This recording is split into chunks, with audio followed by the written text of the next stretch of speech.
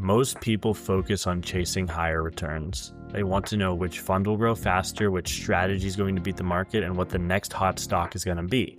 But in retirement and financial planning, that's not the game anymore. Your biggest edge isn't chasing performance, it's managing what you keep. In this video, we're going to show you why tax planning and not investment management is a real lever for wealth, specifically in retirement.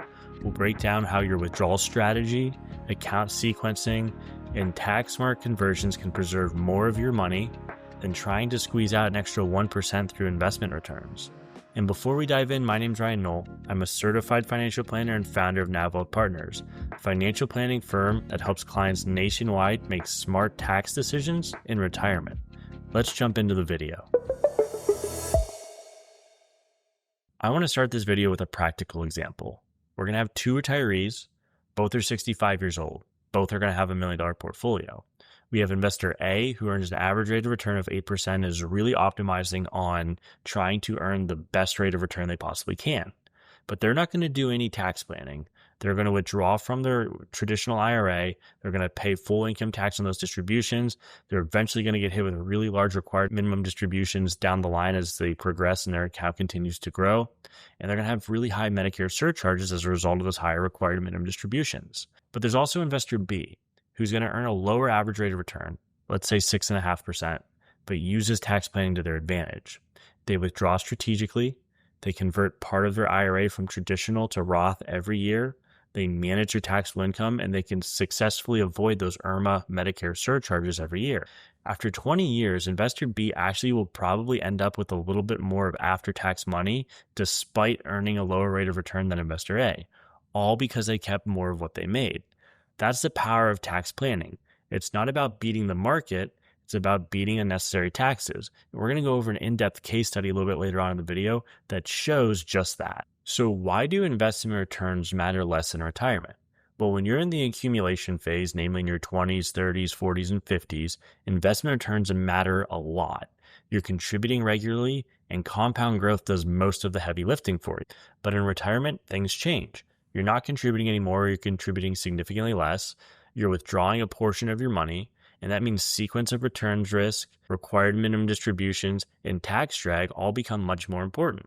A 7% rate of return that's taxed at 22% is less advantageous than a 6% rate of return that's tax-free. So you need to shift your focus on gross returns to net returns in retirement.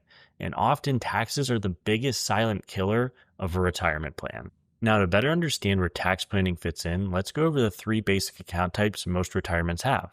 There's your taxable accounts, sometimes referred to as your brokerage accounts. You have your tax-deferred accounts, which are your traditional IRAs and 401ks, and you have your tax-free accounts, which are typically your Roths. Each of these is taxed differently. That means where you withdraw from and when can massively impact how much tax you pay each year. Let's look at an example. Imagine you need $100,000 per year in retirement. If it all comes from a traditional IRA or 401k, all of that money is taxed as ordinary income. That can push you into a higher tax bracket and increase your Medicare premiums. But if it comes from a mix of your taxable accounts, traditional IRAs, and Roths, you can effectively control how much taxable income you show in a given year and stay in a lower tax bracket or eliminate taxes altogether. That's the same exact withdrawal with less tax drag. That is the magic of tax sequencing. A big game changer in retirement is withdrawal sequencing, and that's just where you're taking money from and when. And here's how most people withdraw from their accounts in retirement. They spend from their IRA until they're forced to take required minimum distributions. Then they take Social Security. Then they dip into their Roths later on. And this seems simple, but it's often the worst sequence for taxes. Is there a smarter way? Well, the first thing you should do is to spend from your taxable accounts first, while using the lower income years early in retirement to convert your traditional funds to Roth funds, especially before you start taking Social Security if possible. Now, this will do two things. First, it reduces the size of future required minimum distributions you'll have to take, and it builds up a bigger tax-free bucket for later in retirement. Then, when required minimum distributions and Social Security kick in, you can blend withdrawals from your Roth and your IRA and your brokerage account to stay in a controlled tax bracket. And as you age, you can keep your RMDs lower to help avoid Medicare surcharges and unnecessary taxes. So with some tax planning, this approach can reduce your lifetime tax liability by tens of thousands or even hundreds of thousands of dollars on $1 million retirement. There's a little known period of time between when you retire and when you start taking your Social Security that is perfect for tax strategy. This is called the Roth conversion window. Let's say you retire at 62, but you delay Social Security to 70. During those 8 years, you likely have very low income, maybe only capital gains or small portfolio withdrawals. That puts you in a lower tax bracket.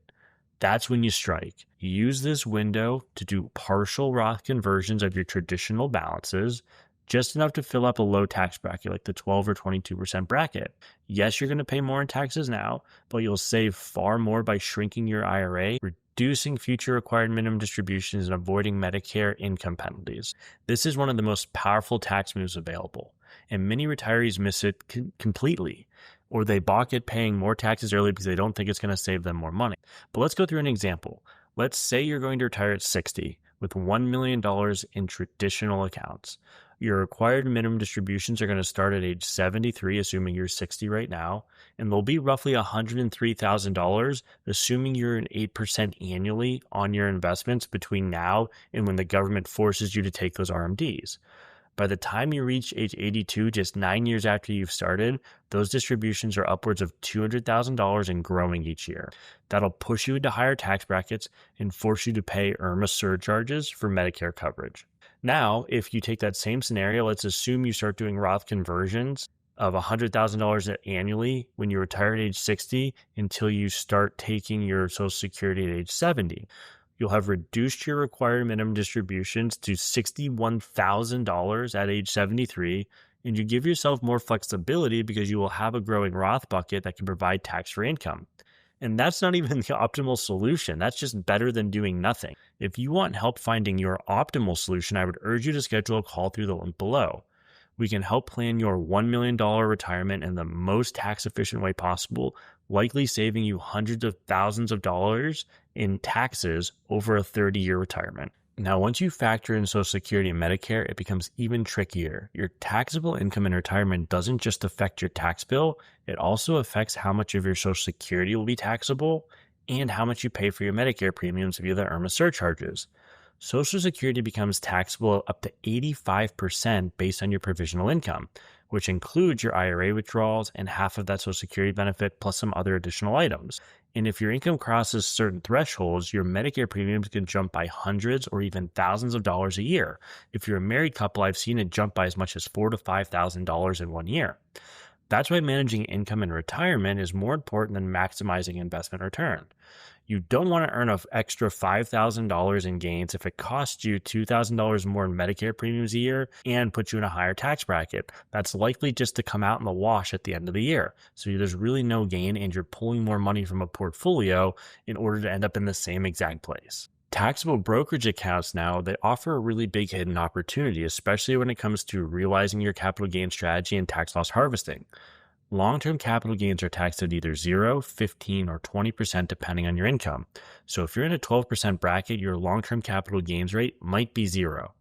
This creates a huge opportunity to harvest capital gains strategically in low-income years and realize gains without triggering tax. Also, you could harvest losses to offset gains or income in higher income years.